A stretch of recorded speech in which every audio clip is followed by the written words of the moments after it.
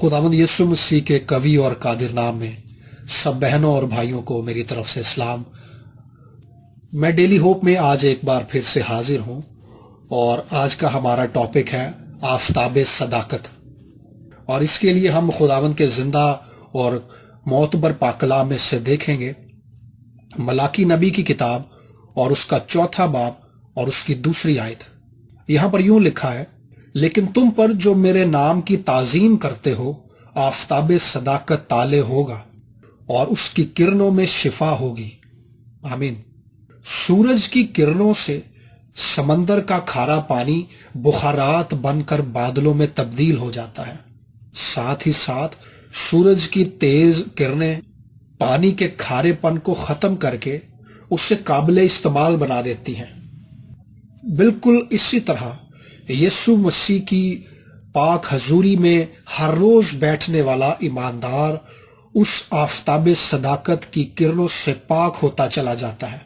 उसकी जिंदगी से दुनियादारी, खुदी और गुनाह का खारापन निकलता चला जाता है। वो खुदा जिसने अपनी मोहब्बत से हमें नजात दी है, वही अपनी लाजवाल मोहब्बत से हर रोज हमारी जिंदगियों को निखारता चला जाता है। ये बात खुदा ने यशाया नबी के वसीले से बड़े वाजे और बड़े खूबसूरत अंदाज में फरमाई है। यशाया नबी की किताब के 1 बाब की 25वीं आयत में यूं दर्ज है, मैं तुझ पर अपना हाथ बढ़ाऊंगा और तेरी मैल बिल्कुल दूर कर दूंगा और उस रांगे को जो तुझ में मिला है जुदा करूंगा। अजीजों, इबलीस गुनाह को इस कदर खूबसूरत और काबिल इज्जत बनाकर पेश करता है कि हम इसकी खूबसूरती से मुतासिर होकर गुनाह को अपना लेते हैं। मगर खुदा गुनाह की गंदगी और ताफुन को, जो गुनाह की हकीकी शक्ल है, पाक रूह के वसीला से बेनकाब कर देता है।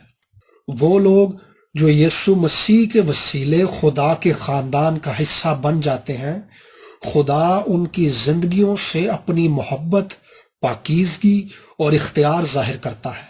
जब खुदा उनकी जिंदगियों पर काम करता है तो ना सिर्फ ईमानदार का रूहानी खारापन दूर हो जाता है, बल्कि ईमानदार खुदा के पाक रूह और पाक कलाम के मुकाशफे से मामूर होकर कसीफ को लतीफ से जुदा करने के काबिल हो जाता है।